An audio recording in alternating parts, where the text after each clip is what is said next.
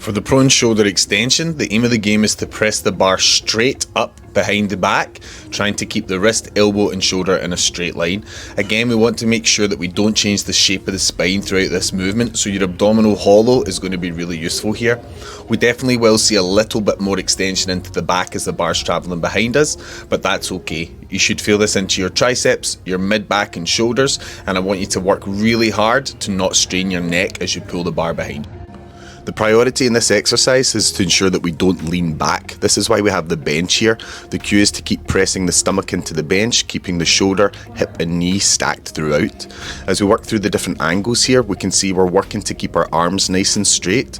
There's no shifting from side to side, and I'm most definitely not coming off the bench. As we pull the dumbbells up overhead, the muscles we're using here are in the upper back and shoulders. Think about making yourself as stiff as a board and then pulling firmly back through the upper back to raise those dumbbells overhead. A little shrug at the top will be a big help.